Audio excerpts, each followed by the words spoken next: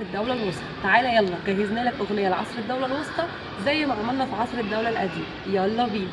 الدولة الوسطى وده عصر الرخاء، أسرة 11 و12 ودي كلها مشروعات. تعالى نقول ملوكها.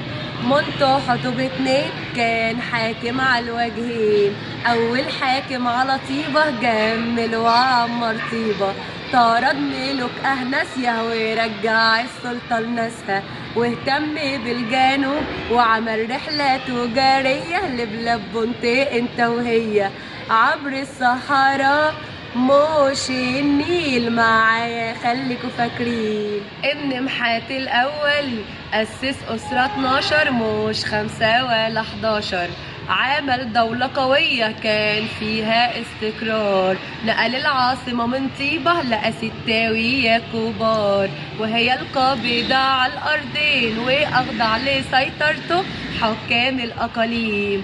طرد الآسيويين من ناحية الشرق وعمل حصن للدلتا لحماية مصر من الغرب، ووصل بحدوده للجنوب للجندال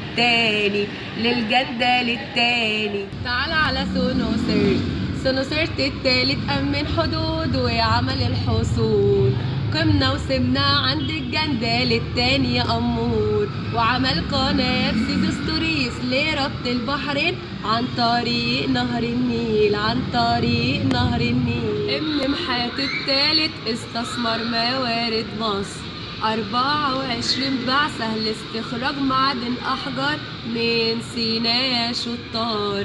اهتم بالزراعة فعمل سد اللاهون لتخزين المية ويحمي من المجاعة والتوسع في الزراعة. عمل مقياس النيل عند الجندال التاني لتحديد ارتفاع منسوب مياه النيل. هتيجي بنته الملكة سوكنفرو، بعدين هتيجي بنته الملكة سوكنفرو، آخر ملوك ال12 ومسكت الحكم بعد ابن محات الرابع 4 سنين. معايا خليكوا فاكرين. اسمع يا ابني وسك على اسم الإله سك، عملت معبد بمهارة كملت هرم هوارة، عملت هرم مشهور هلاقيه في دهشور. بعدين سقطت الدولة علشان شوية صراعات، بعدها يجي الهكسوس يحتلوها يا ولاد.